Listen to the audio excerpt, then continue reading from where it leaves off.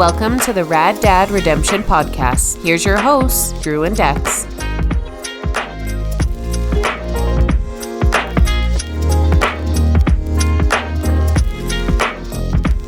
All right, episode 8.1. We're back at it in the basement. Yeah, basement rose. We had to restart a couple times. Dex apparently, big news. Dex peaked. Everybody, I peaked. That shouldn't be news to anybody. I peaked a long time ago, but my microphone was peaking. I talked too loud. Yeah, I was convinced it was his microphone setup. Actually, I walked into the basement here, and Dex is trying out a new, a physically new setup for his microphone. What do you call this? I don't know. I basically took the stand that I got for Christmas, and it's just looping down, so it's like it allows me to sit more casually.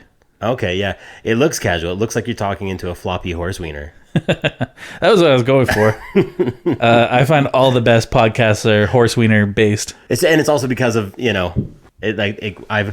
determined that that's what it looks like, but I've also been staring at you, and what I said was that I've drawn an MS Paint horse over you, and you're the mic is the wiener, and that's how we're starting the episode. Welcome back, everybody. Dex peaked. Horse wieners, episode 8. We have bigger news, bigger than the biggest horse wiener you've ever seen. Hold on, I don't know about that. Fact check if you hear the jingle. But we do have big news. I have big news. My beautiful wife, Megan, and I welcomed our second daughter into this doomed society, and it is a horrible dystopian world. This world that certainly is like a Matrix program. I digress. We have a beautiful new baby daughter, and we're so happy not only to expand the family, but also to join the 2 girl dads club. And I was thinking we should actually change the name of the podcast to Girl Dad's Talk Show. Girl Dad, it is that, it basically is that. Yeah. But our branding's off a little. Well, and we're already you're wearing a Rad Dad t-shirt. I feel like we got a lot of sunk costs in a Rad Dad, so we'll stick with it. But I put it on. I was like, I'm gonna promote us to us. What a great day. More so, it's like it was an XL, and I put on a lot of baby weight recently. a lot of empathy weight, a lot of Cheeto and beer weight. So it's what's fitting right now. I always find with kids, if you're not sleeping well, you immediately reach for like the other night I crushed a whole bag of goldfish. Just a whole bag of goldfish in the middle of the night because I was just so tired, and I was like, I need carbs. Even the bags, when you say bag, it sounds okay because they're small. They're not that big, yeah. Remember when they used to come in just like a milk carton? Yeah. No, yeah. I didn't need a milk carton. I didn't drink a milk carton of Petrid Farm goldfish. Yeah, no, it was more than I needed, but it was still a reasonable portion size, I guess. You're not wrong though. That actually, having a newborn again, it's amazing how quickly you forget what that life is like. Yep. Our daughter Marin sleeps through the night. It's wonderful, and you become so disconnected from that. You will be up every 3 hours for weeks. Yep. And it gives you permission, I find, and especially I don't get up. Megan gets up. But it gives me permission to be like, oh yeah, we both had a bad sleep. I gotta dummy this milk carton of goldfish just to get out of bed. It's the only thing keeping me going. Oh yeah, lots of double breakfasts, lots of takeout, legit. Lots of you're going to get Marin from daycare. You got to get home, and Megan's at her wit's end already because she's been with baby, she's in school full time. There isn't time. I'm not going to sit and make a healthy dinner. I'm not going to broil a chicken breast and toss a salad, but I will dummy a 2-team burger combo at Buddy Burger with full sugar root beer. I always get the full sugar root beer. I think that's the one place where it's you just have to forget about saving the calories with the diet and just get the full sugar root beer. I also feel like a piece of shit at the drive-thru when you're like, yeah, hey, can I get these 2 huge burgers? I'll get the large side fries. I'm gonna get an extra burger, a pie. Give me the diet pop though. I do always laugh at that because I'm a classic. Order a meal and I'm like, yeah, give me the large fries too, and then Diet Coke, please. Yeah, Diet Coke. Trying to watch my figure. But I mean, my logic behind it is I'm already putting all this shit into my body. Do I need to like just throw down some concentrated high fructose corn syrup behind it?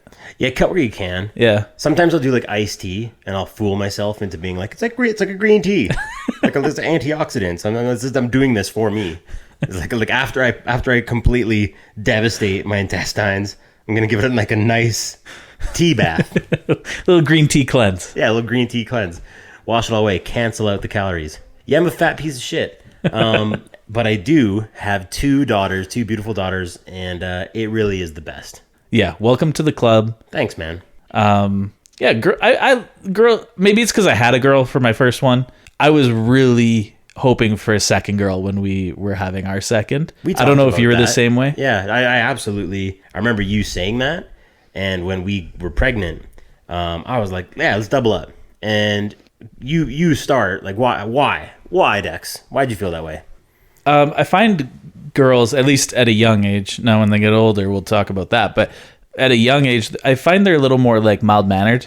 I just in life, and I think I'm man enough to admit this, that girls are just generally smarter. Yeah. And like, I'm not dissing anybody with children that are boys. I am a boy.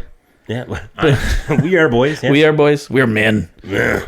But girls are smarter. And I already felt like I kind of knew what I was doing. And we took a 4-year break between number 1 and number 2.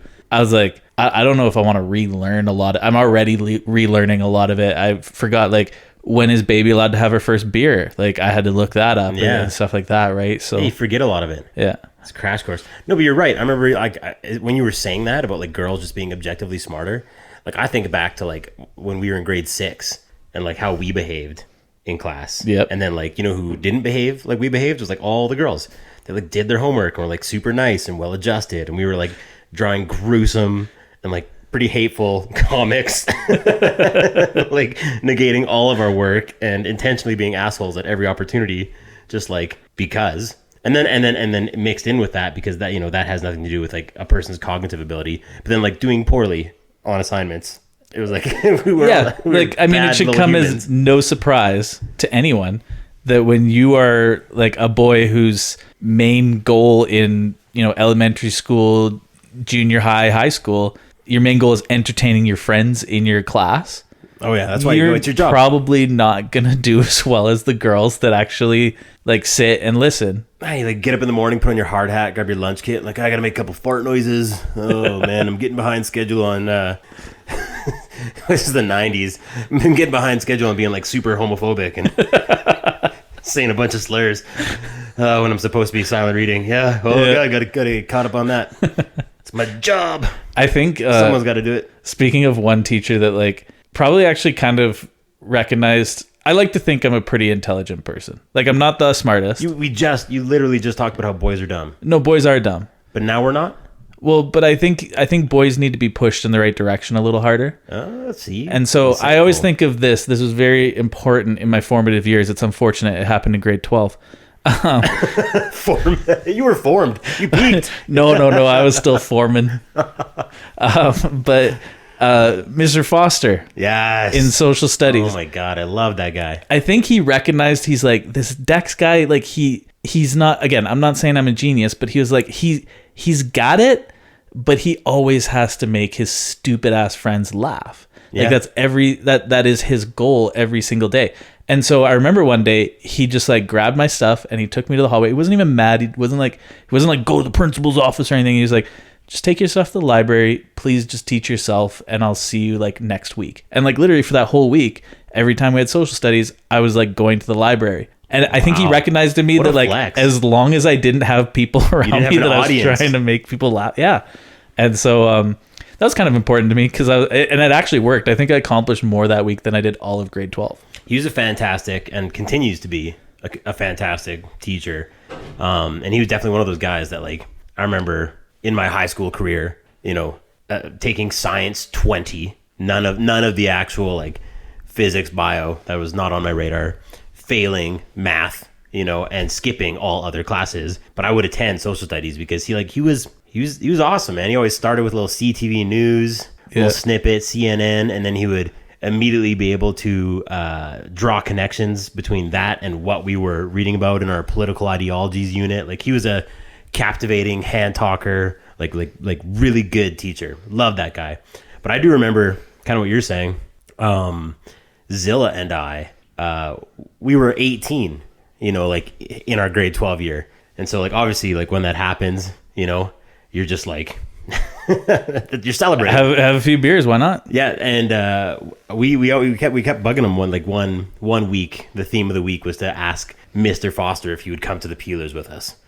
We're like, no, Foster, like, I can't remember what it's called. I want to call it the Top Hat, but I know that's in Lethbridge. But like whatever it was, we're like, hey, we're going to the Peelers. Like, you should come with us. And just always badgering with this. And he took us aside in the library, and he was like, just so you know, like, I'm an adult man. You guys are still children, and this is like not only professionally embarrassing to have this conversation with you, but it's like super inappropriate. And he just tore a strip off us, and we deserved it. We deserved every single word.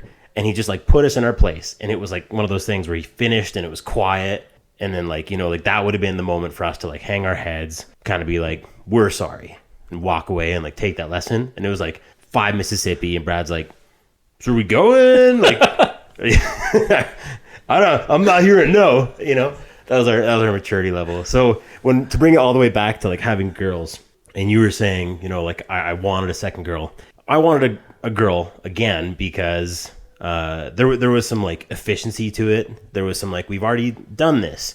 We've got all the clothes, and we've got a lot of the stuff. We kind of are up to speed on a lot of things, but also there's also this idea in the back of my mind that having a boy would be the karmic reckoning of a century. Like, I was just such an asshole kid. I was.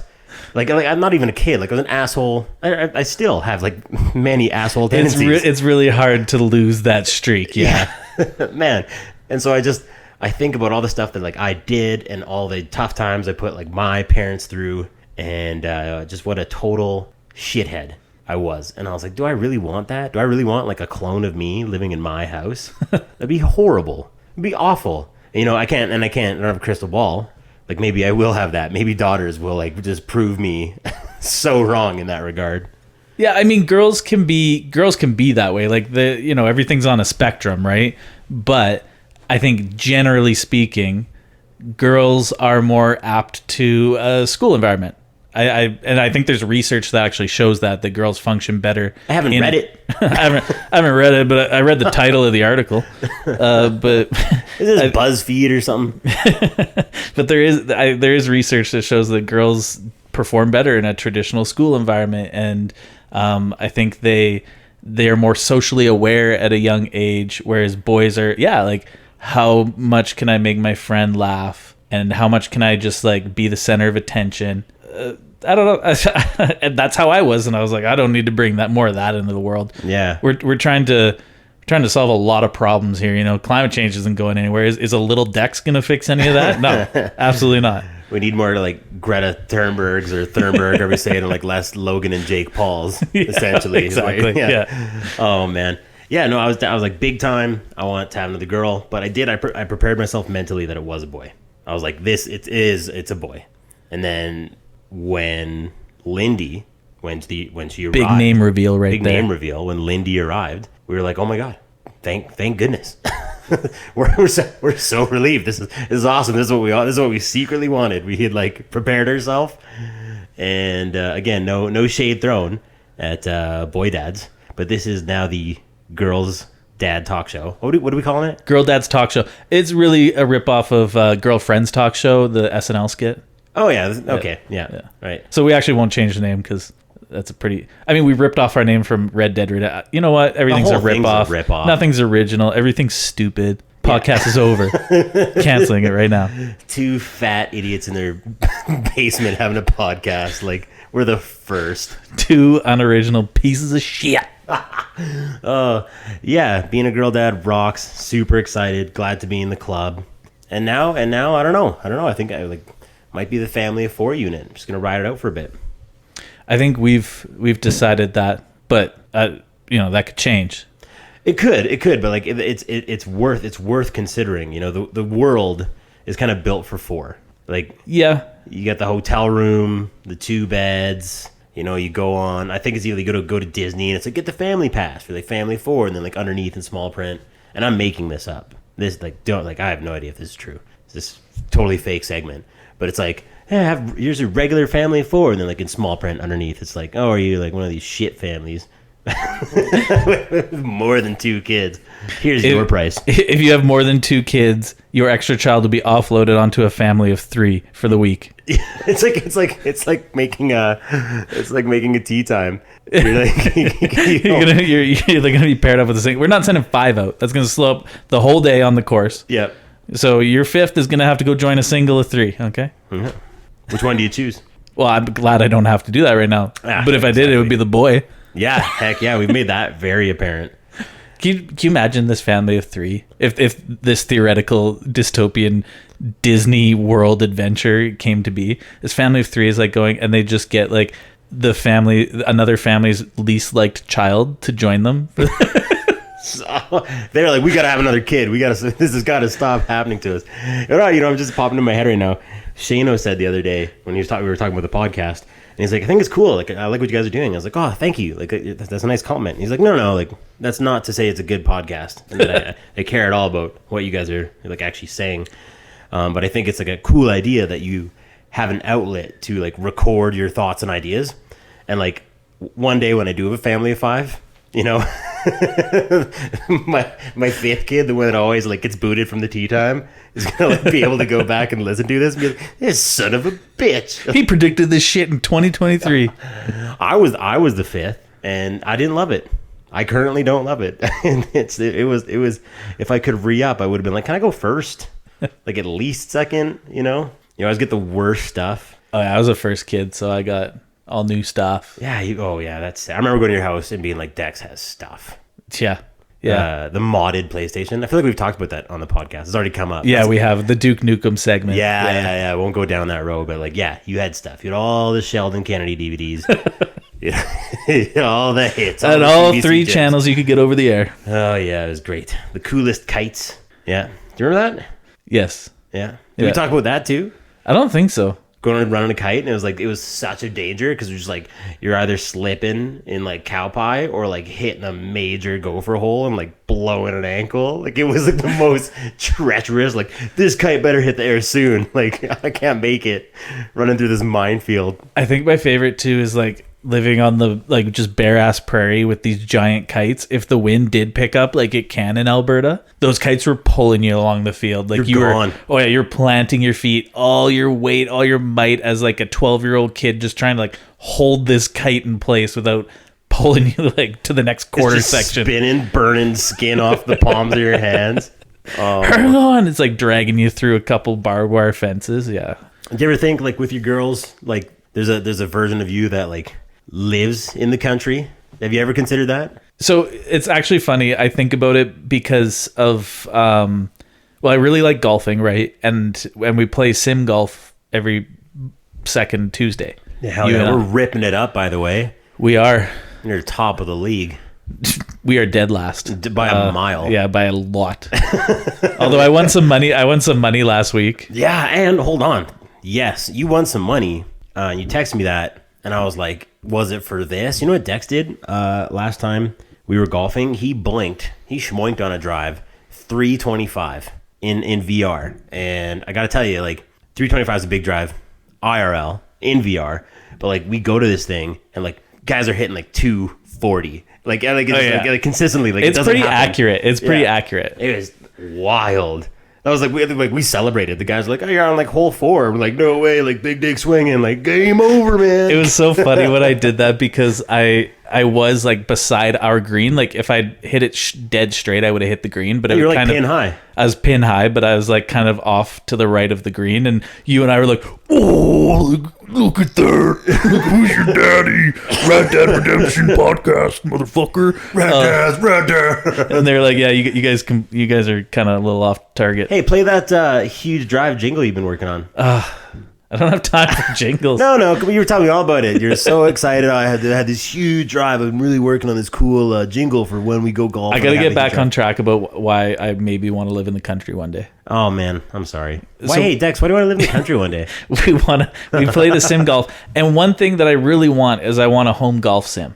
But you need a lot of room to do that, and realistically, the only way you're doing that is either in your garage, I take over my kids' playroom upstairs, which would be, you know, a hard sell on the entire rest of the non-golfing family.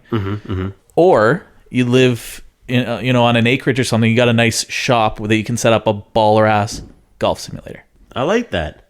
That would, so, you know, I was not asking it through the lens of like, what would it provide for your daughters? No. It would provide a mentally stable father who feels fulfilled.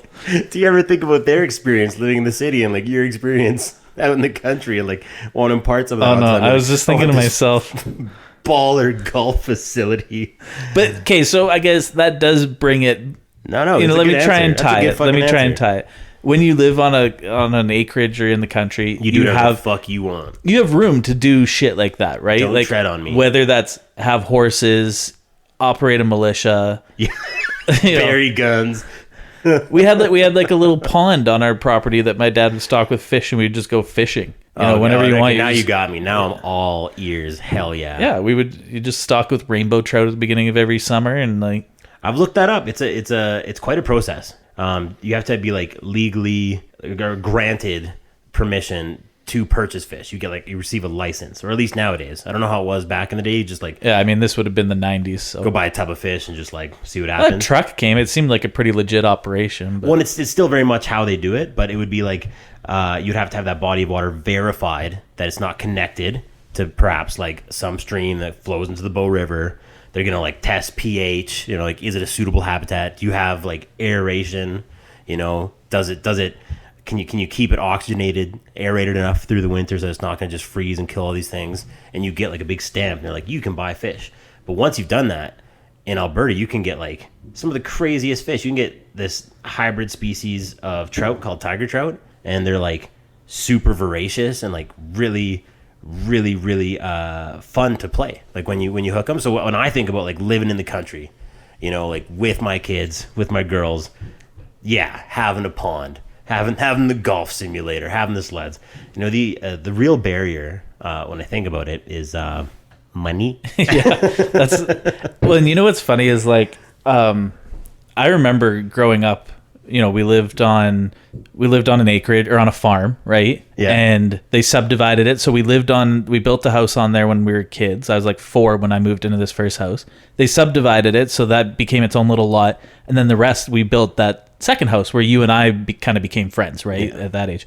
And then, you know, my parents split up and my mom bought an acreage. So still like, we had like 3 acres or something. It wasn't huge, but you know, enough room for a horse and a big backyard and stuff like that. And, you know, back then in Alberta, it was not a lot of money. Like it was obviously more than buying in the city, but it was not like prohibitively expensive. Like the average family, if they wanted to make those sacrifices and do that work, which is probably the biggest thing, is like there's a lot of work that goes into running an acreage or a farm, even if you're not raising animals or whatever.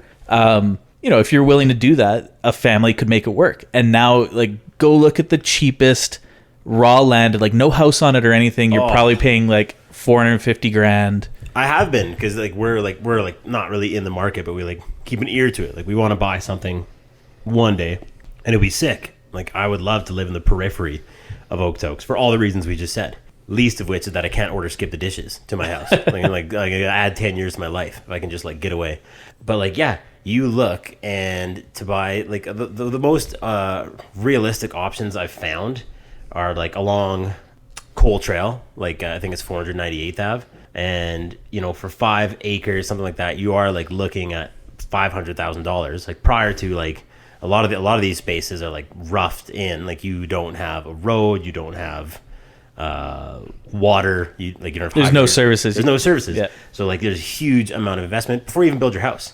So like you're in the millions, and like those aren't even really nice sections. Like they're like pretty close to like the Airstream from Cargill. You're getting like a real like dose of cow shit and like blood and guts. Like it's the blood and guts corridor. It's fucking horrible. Or the other one is there's land out near Pine Coulee, and I'm like, it's a little more affordable, and it's in a really nice area. There's a lake there, there's mountains, but then you have to live like fucking out by Stavely, and like it's you got to get pretty far away from civilization. You go all the way fucking down there. And Megan's like, no way. You talk a big game, but you're soft as fuck. Like you sit in your podcast downstairs in your fart couch and you talk about like, I'd love to be Arthur Morgan Ranch dad. Like your pillow soft, okay? You're soft as baby shit. You wouldn't even be able to like get the mower going. Like, let's really talk about it. So well, we're not moving 85 kilometers out of Okotoks. Right there's another thing. Like, you can't get your little push lawnmower that you got here in town and just be like, hey, let me take care of the 3 acres of mowing. No, you'll be out there for 4 fucking days. So you got to go buy a John Deere ride-on mower. And there you go. There's another $1,200, $1,300 on top of also getting services to your property and building the house.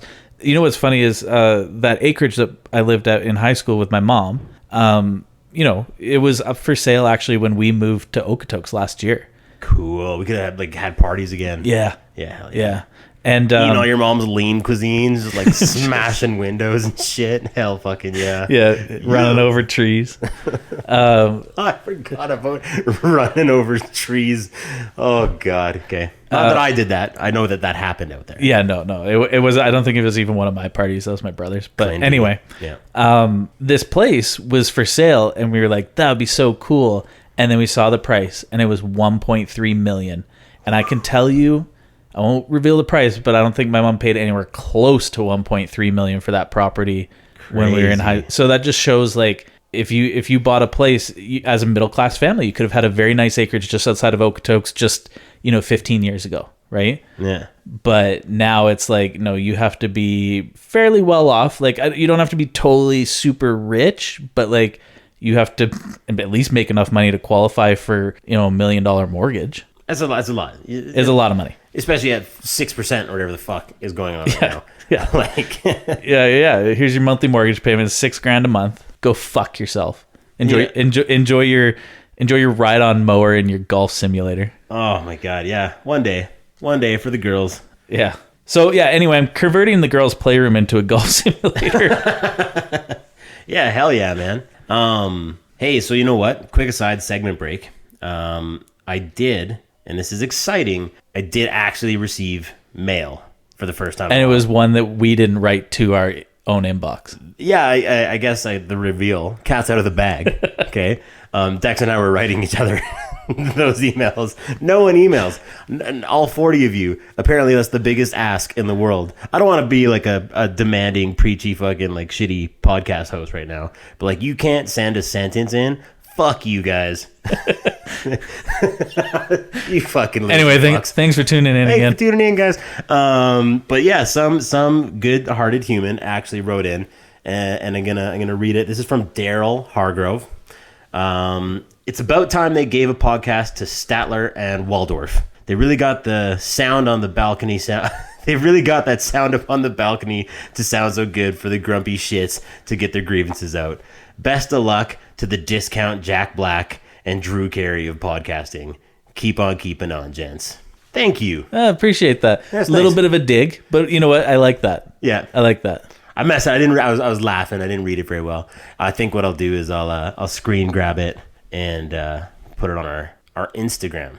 The Insta. Yeah, a little content for you guys.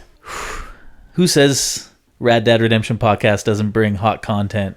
We're coming to you all the fucking time with all the heat. Thanks, Daryl, man. Shout out you. I appreciate that.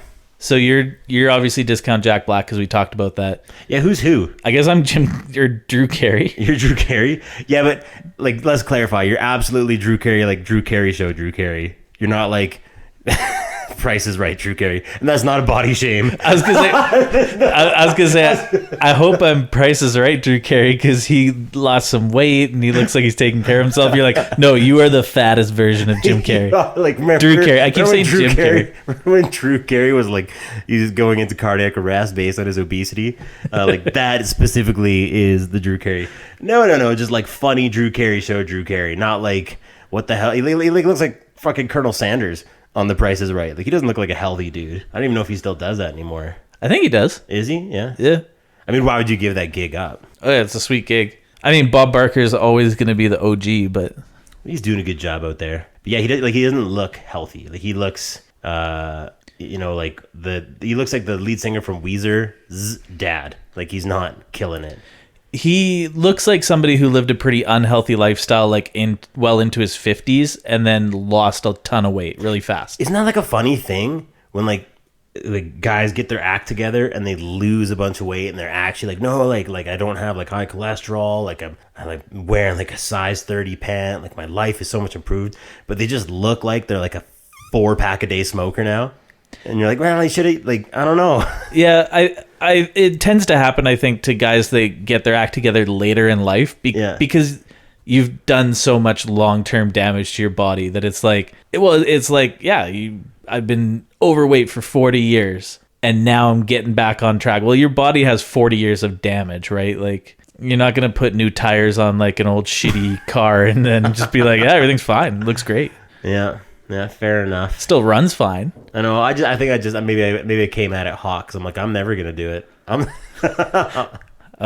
Yeah, no, that's sunk cost right there. Not even worth doing it at this point. Yeah. Which can I ask then, if I'm Jack Black, which era of Jack Black am I? Because there's never a period in his life where he like he's the guy I'm talking. Yeah, that's a loaded question. Yeah, he's not now like reformed, hosting Family Feud and like doing his own thing. I want to say, just because you're in the teaching profession, but like School of Rock. Yeah, I get that comparison a lot. Oh yeah, not like that's a legit thing because they're like, you know who you look like? I'm like, I do. You're gonna say Jack Black from School of Rock because I'm a big fat guy, right? Yeah, but I could also see like just especially you got like a little longer hair now, and it is probably one, I think, like the stupidest Jack Black movie, but also super funny, is Nacho Libre. Nice. Yeah. Encarnacion. Yeah, that movie rips. That is a good one. Yeah.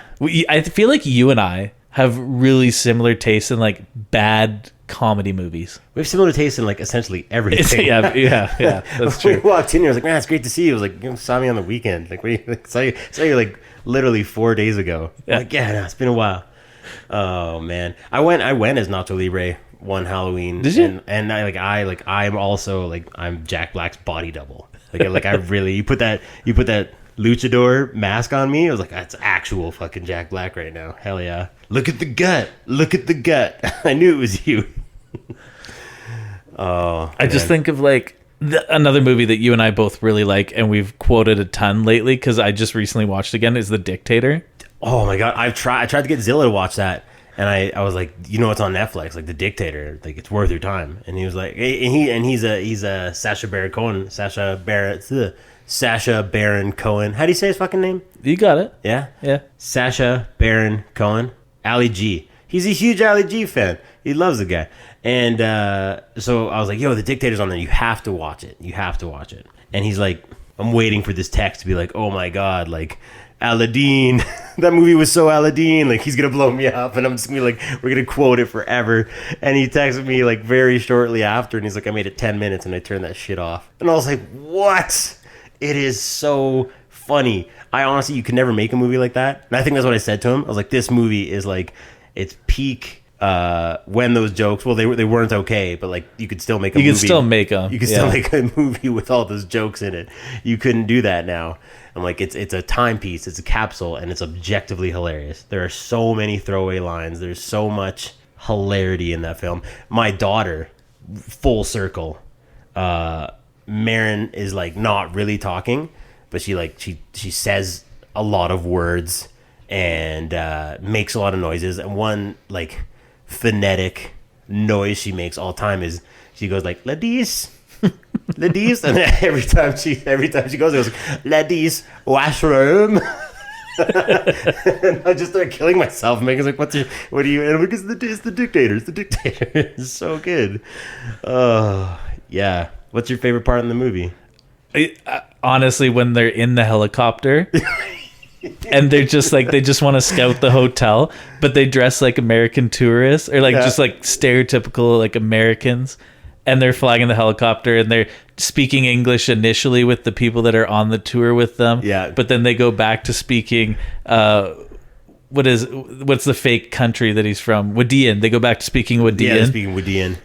But there's certain English words that come out, and so they're not talking about anything related to what you're hearing as Yeah. an English speaker. They're talking about their favorite They're car. talking about the favorite car, the Porsche 911. And so he's like, Porsche 911. Yes. And then he's like, my other one got broken. And he's like, He crashed it. Yeah, he's like 911 2012.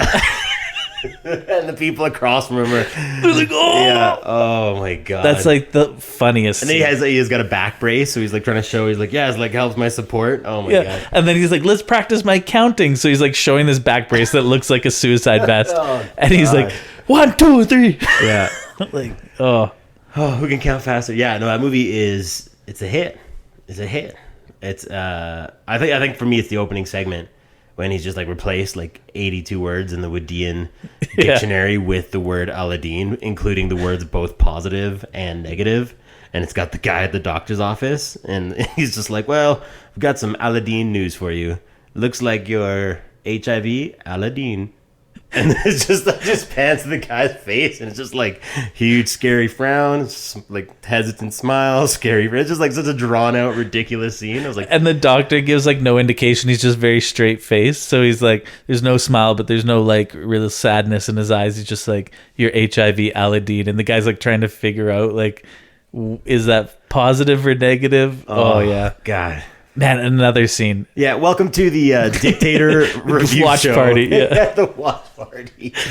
Another scene is when they give birth and he delivers because he was the head surgeon of Wadia. Yes. And so the lady gives birth in the store there, and he delivers it, and they're like, oh, thank God. And he's like, oh my goodness, I'm so sorry. And everybody panics, and they're like, oh no, he's like, it's a girl. Where's the garbage can? They're like, no, we want to keep it. We want to keep it.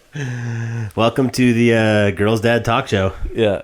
Man. Yeah, the Dictator talk show. Great movie. Great movie. So where are we at on this episode? I think we were just talking about our terrible taste in movies. I could go on and on, but there's a lot of movies that like I get a ton of enjoyment out of, and you bring them up to people, and they're like, you actually watch that?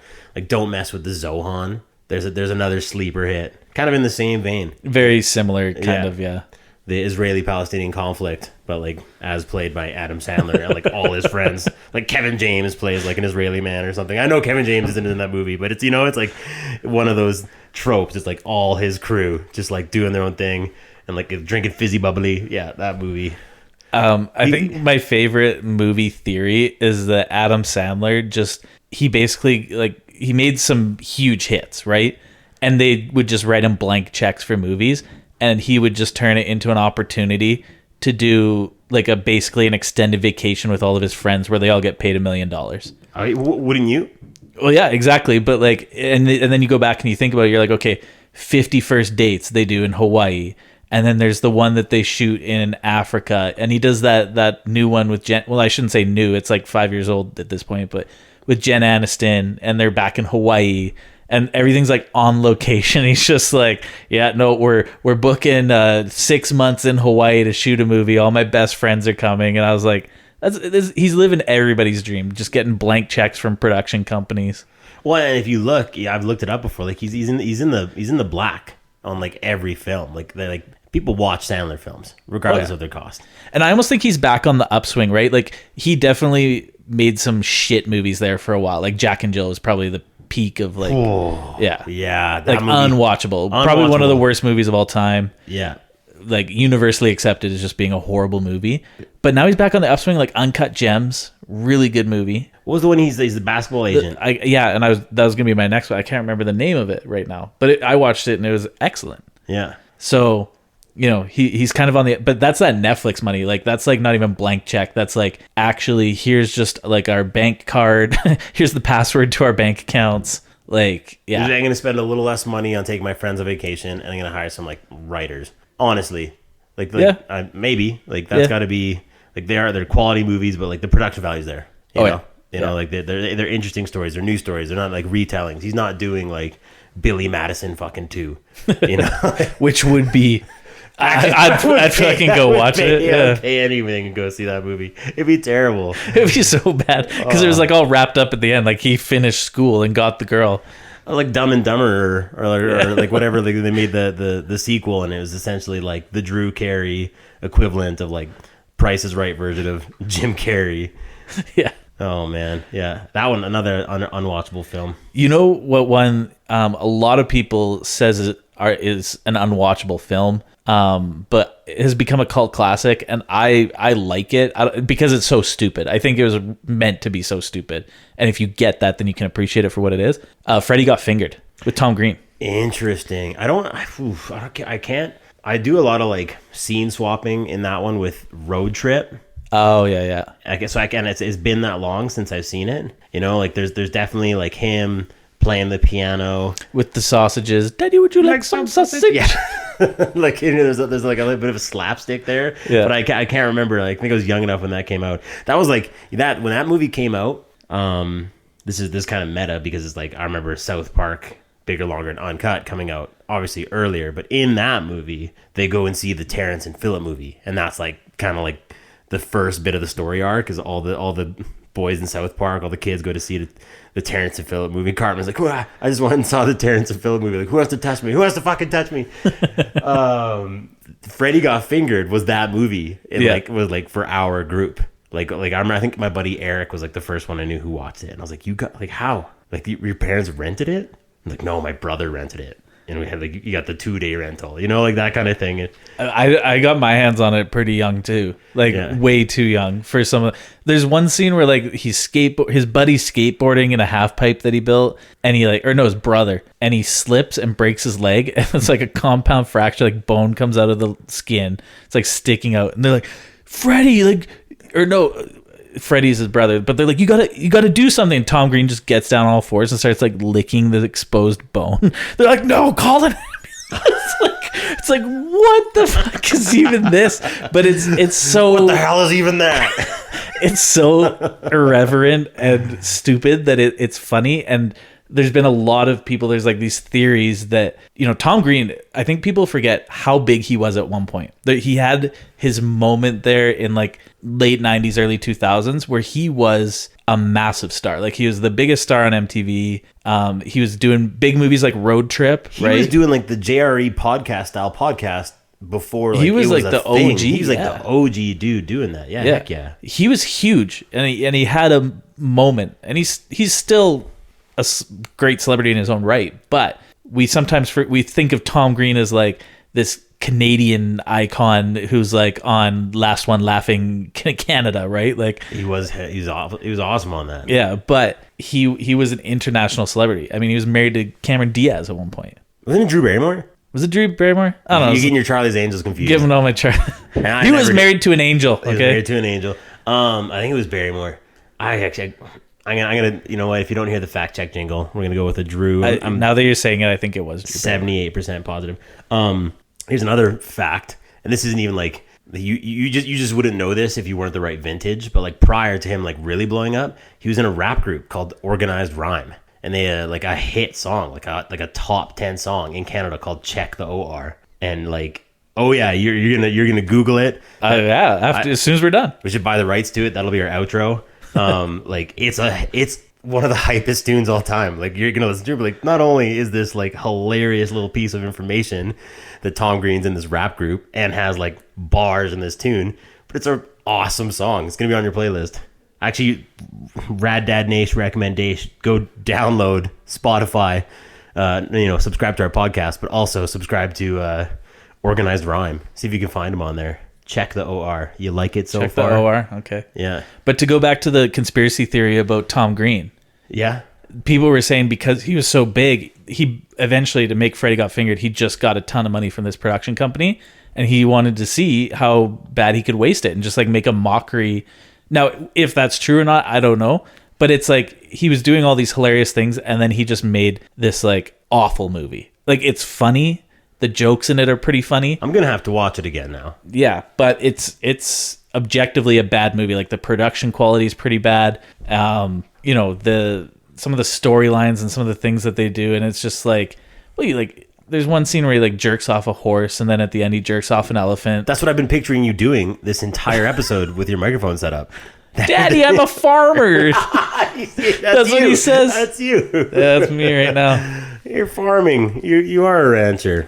Yeah. So, the theory is that Daddy, he had absolutely peaked, just God. like me and my microphone. He had absolutely peaked. And he got so much money. He's like, I've accomplished everything I've ever wanted to do. I'm making the absolute shittiest movie of all time. And he that movie swept the Razzies, which is like the award show for awful movies. Yeah. And he showed up to accept all of the awards, and he came in like a limo and like dressed up and just made a big deal out of it. Like, he didn't give a fuck.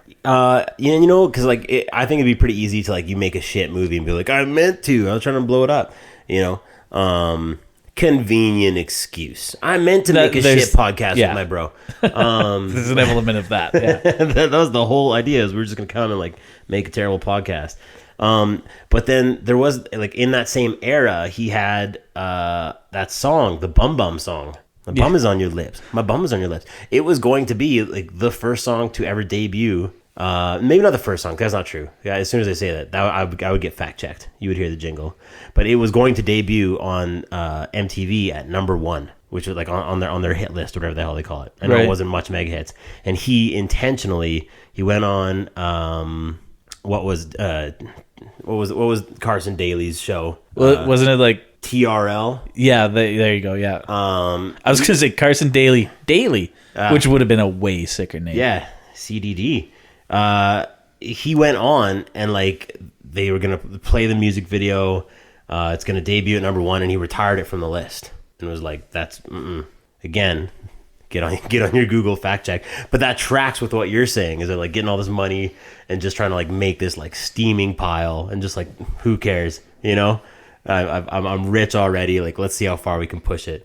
You know, it's an art piece, and there is other pieces of evidence that I think that could be very real. Yeah. Tom Green, he's gonna be a guest on our show next week. Maybe he would. I don't know. I feel like he's, again, with some of the things that he's done in his career, I feel like he's the type of guy who would like randomly go on some shitty podcast just for something to do. We'll send him an email. Yeah. that would immediately blow up our podcast, like totally undeserved too. Just like, hey, we got Tom Green because he felt like being That's funny. how we do it. We just gotta get some celebrity who just wants to like have a little joke. Yeah. Once we get more floppy horse wieners in here, like we will have guests. That is the intention. Yeah.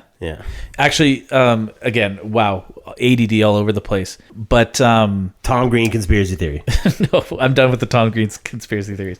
But our dude, Braden Anderson, he launched his own podcast a couple weeks ago. Oh, no way. Yeah. And I listened to the first episode. And so I guess backstory, Braden, very successful in his own right. Like this podcast is like probably number 20 of like the most impressive things he's done in his life. You know, he's accomplished a lot of really cool things, but he launched this podcast, and I was like, oh, check out his first episode.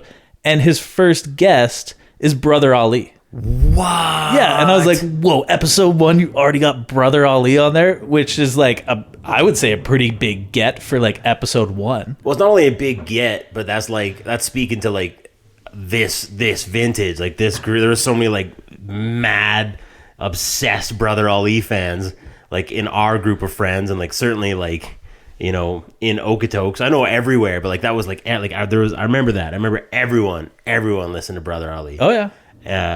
So people will be losing their minds. I'm gonna listen to that immediately. Oh yeah, go check it out. It fucking worked. Shit.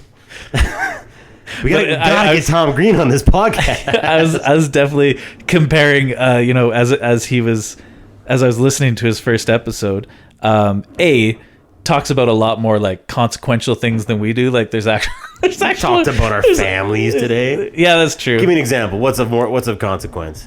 I think he was talking about well, in that episode with Brother Ali specifically, talking a lot about where some of those lyrics came from.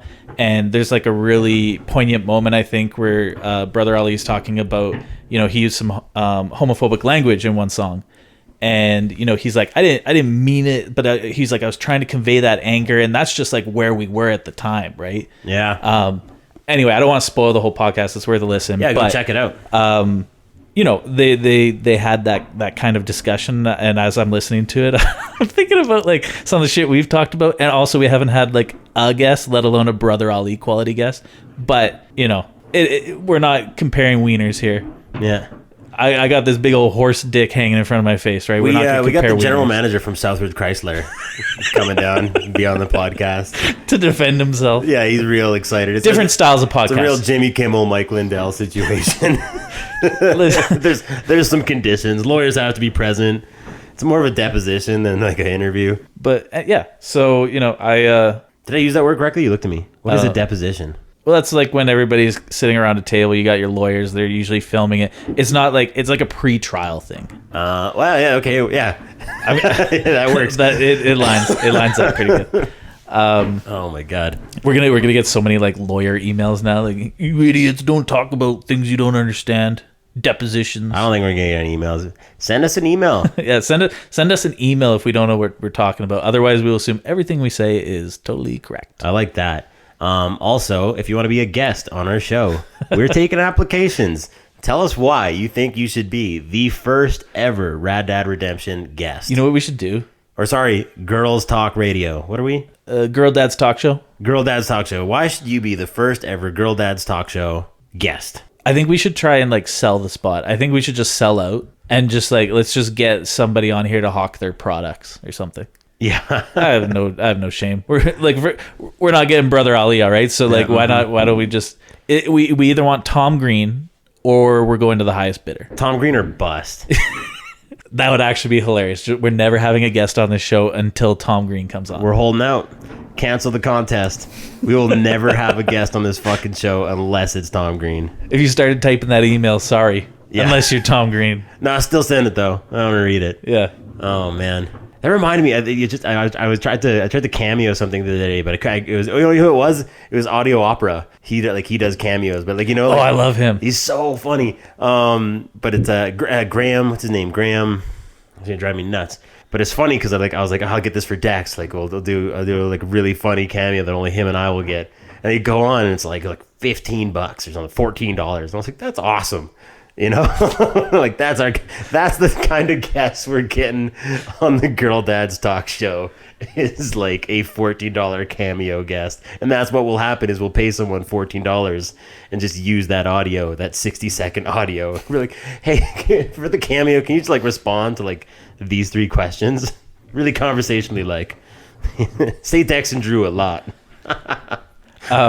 Speaking of cameo, I always loved when Gilbert Gottfried did cameos, and his voice is so funny. Obviously, R.I.P. Gilbert. But what I wanted to do for the longest time, whenever somebody got married, is I wanted to get as a wedding gift, worst wedding gift ever, but get Gilbert Gottfried to read like this script that I wrote.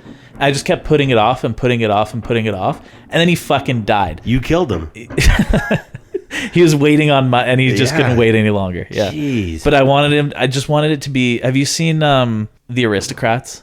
I don't think it's so. It's a movie about this old like comedy joke, and everybody has their own way of telling it. It's usually very dirty. Bob Saget's on there, and like just Sarah Silverman. They all tell their version of The Aristocrats. I'm familiar joke. with this. I haven't seen it. So like Gilbert Gottfried, he tells this joke, and it's very like a lot of sexual and like violence and like all that kind of stuff, and it's just hilarious in his voice. And so I always wanted as a wedding gift for him to be like, oh, like great job getting married, have a great honeymoon with all the fucking and sucking and rimming and fisting, and I just wanted to list off like every gross sexual thing you could do to like your partner and give that to somebody. And I kept thinking, you do like, amazing, Gilbert Gottfried. Is that not bad? Yeah. Okay. No, that's terrible. I like that concept though. Wouldn't that be funny? That'd be so wicked. And it could start so like so mundane or so PG, right? Just like, your friend Dex really wanted to wish you like there it happy wedding. You gotta commit, man. Yeah, I got it.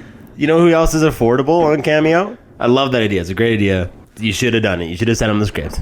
Yeah. R.I.P. brother. Honestly, like you'll have regrets in life, and that's probably top 5 for me. Yeah. Manti Te'o, super affordable. Really? Yeah, I was thinking if we could do like a Manti Te'o guest spot for like our podcast would be pretty hilarious. Yeah, Manti Te'o's on there. Well, everyone's on there. It's actually Everybody does cameos. I love going through like not even the B list, but like the C list.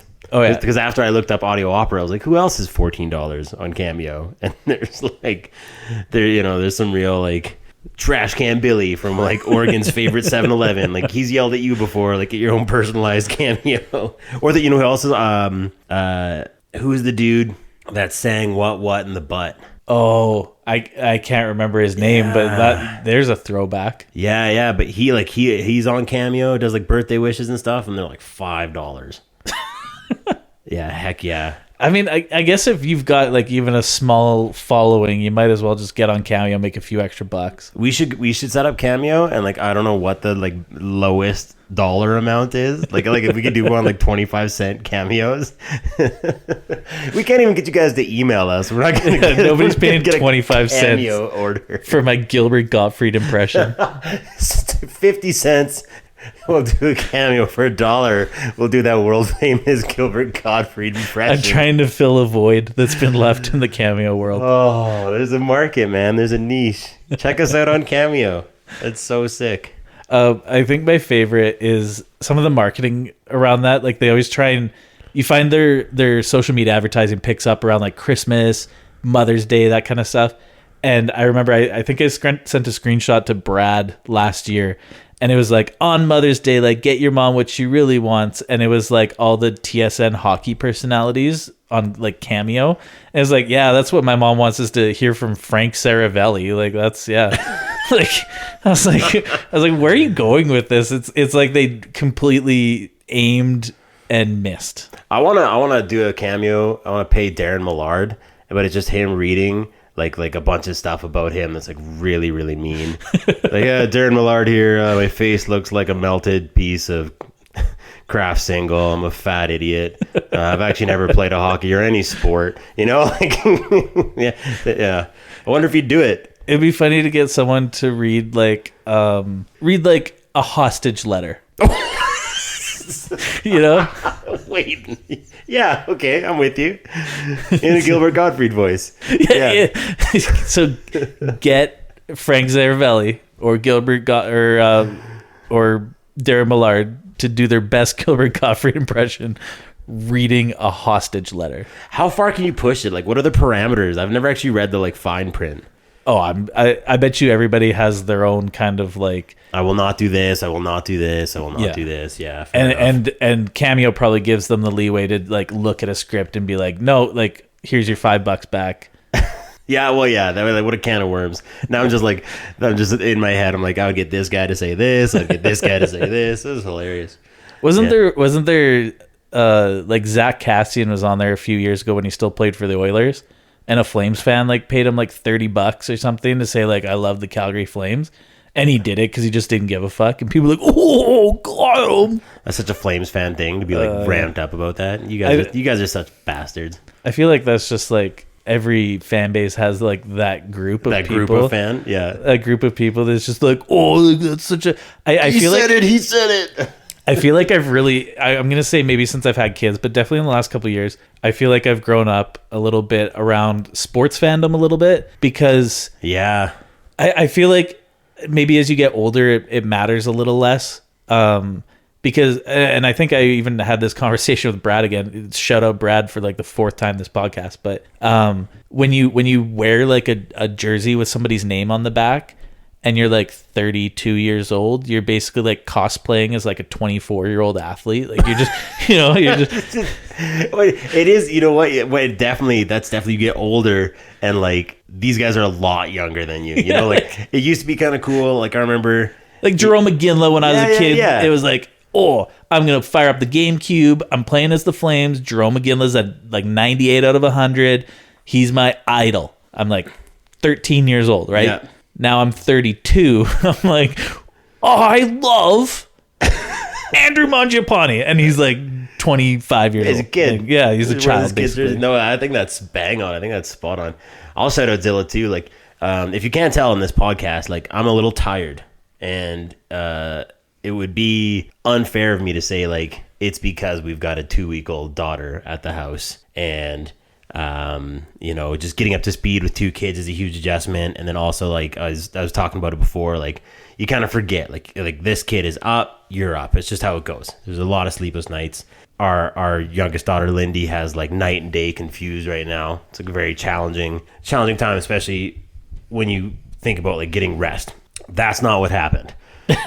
Here's the real story. Zilla was over last night and we hot tubbed for like 5 hours. We went to bed at like 2 a.m. We were just polluted. It was just like two guys, 2 bears in a tub, just like solving all the world problems, just having like the best time under the stars. It was fantastic, but like that's why it was rough. I actually like came in. Brad, thank God, was like, let's go to bed. It's way too late. We have got to get out of here. And I was like, yeah. It was more along the lines of like, have you seen Beer Fest? Yeah. There's like that scene where he thinks he's saying one thing, and then like he recounts the night, and it shows like what he was really like. So I don't think it wasn't like, oh, it's 1:30. Like we should probably hit the hay. A big day tomorrow. It's probably like, oh my God, we're still in the tub. Like we're sleeping here, like blood pressure's through the roof from sitting in the hot tub for 5 hours. Just get out of the tub, make my requisite box of KD, like just like bite of craft dinner, and then like squirt of ketchup. I'm just like this mutant human. Carton of goldfish. Yeah. Oh, carton of goldfish, full circle. And I like go downstairs, and it's like 2 a.m, and Megan is like just up again. With Lindy, like again, getting her ready. The redeeming, if there is a redeeming end to that story, is that like I was up at 6, like with both girls, because that's what you do. That's what being a dad is really like. If you're gonna be a piece of shit, there's no sick days. Like you wear it. You're like, I did this, I made this choice, and I'm going to now live with it. I'm gonna now deal with it. Yeah. Oh yeah. You can't call in sick because you got hungover.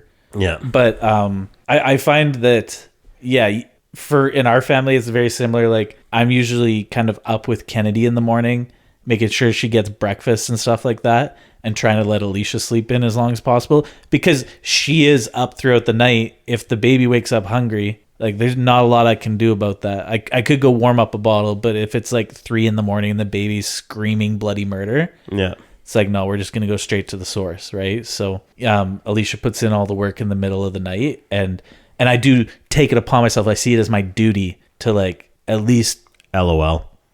Duty. I see it as my poo poo. You're saying really nice things. Sorry. I see it as my poo poo pee pee to wake up in the morning and at least toast some Eggos for Kennedy, right? Like that's the least. It's literally the least. It's literally the least. Yeah, our wives are heroes. My wife's a hero. She's doing phenomenally well. Thank goodness she is like such a responsible and respectable human being, because she's making this process a lot smoother. But I do. I put out when I can. I get up despite my like transgressions. It was a wild hot tub night. You know what's crazy about that? A little one more hot tub, little bibbly boop on the hot tub. So like we did that, and like I remember being a kid, and like you'd get in the hot tub, you get out of the hot tub, and your mom's like, oh, you gotta shower off, and I'd be like, well, no, I don't. Like I was just in the hot tub, I'm clean. And they're like, no, like you definitely need to like now have a rinse, shower off. We were in that hot tub for like, honestly, probably 5.5 hours, and like big dudes just sitting and like sweating, perspiring in this like actually like pretty small when you think about it, especially like just a 2-person hot tub. Very well, intimate. no, but like I'm a big dude, right? Like when you think, even if it's a 4-person, like you spend enough time in like that volume of water, like I've really lived in it. You had a bath with Brad. I had a bath with Zilla, man, and we go, and one of the things I was going to do with Marin this morning was like, I'm going to take Marin and we're going to have like a daddy-daughter hot tub. And like she got new water wings. She loves being in any type of water. And like it's one of those things where I go to like lift up the lid and like turn the jets on, and it just like hits me like just this like bear soup, and I'm just like, oh, like we need to chemical this. Like we actually need to throw this hot tub out. Like there's like immediate consequences for like that length of soak. Like a lot of just really sucked a lot of the dirt out of the pores that haven't been touched in years. A lot of particulates. Yeah. So it was great. It was wonderful. New dad. I love a good bath. New dad times 2. Yeah, let's go take one, buddy. Maybe we should wrap this up. I don't have a hot tub, so it will be you and I having a bath. Why not? in my shallow. We're close. Alicia and I always talk about this. Our ensuite tub is like pretty shallow, and so to actually like, get a good bathiola in there, I don't have a ton of baths, but I like a good bath. Yeah. You got to like fully like lay down and like spread yourself out as flat as you can, like a flying squirrel taking off. You just got to like lay down and create as much surface area as you can so you get all the warm water on you. The like concept of like a his and hers bath, like just like we would never. I think of like the Peter and Lois Griffin when he like has to like move his belly, lift his gut for her to get in, and then like lets it go and smacks her head back into the drain. You're like, oh, you bleeding? Like, oh yeah, you're bleeding. Yeah, yeah. No, that'll never happen. No. And ours is so shallow that like you couldn't put enough water in there. Like as soon as both of us would have gotten in to like add the volume to it, it would be like barely covering like up to your knees if you're and we'd be sitting cross-legged, like just real romantic. Light a candle, babe. Let's go sit in 2 inches of lukewarm water. Yeah, heck yeah. Oh, that was the other thing. Like you the heat dissipates after 5 hours. It's just like a little thin layer of ice forming on this bear bath. Ugh. It's unreal. All right, bear baths, 10 out of 10. Freddie Bear got baths. fingered, 10 out of 10. Girl dads, Dictator. Yeah, let's summarize. Watch The Dictator. Send us your Gilbert Gottfried impressions for a chance to be on the show. Or if you know a good Gilbert Gottfried impersonator on Cameo. Yeah, invest. Go and check out Organized Rhyme. Check the OR. Tom Green's rap trio. Fantastic tune. And also, if you are Tom Green, Yeah, please reach out. Tom, what's up, man? What are you doing? Him and Drew Barrymore / Cameron Diaz are not together anymore. You got time. Come hang out. Him and insert Charlie's Angel here, whoever that was. Yeah. I think you're right. It was Drew Barrymore. Yeah, heck yeah. We should get her on the show. Okay. Any A-lister or celebrity, please reach out. Hey, thanks for listening. Thank you. Have a great day or evening.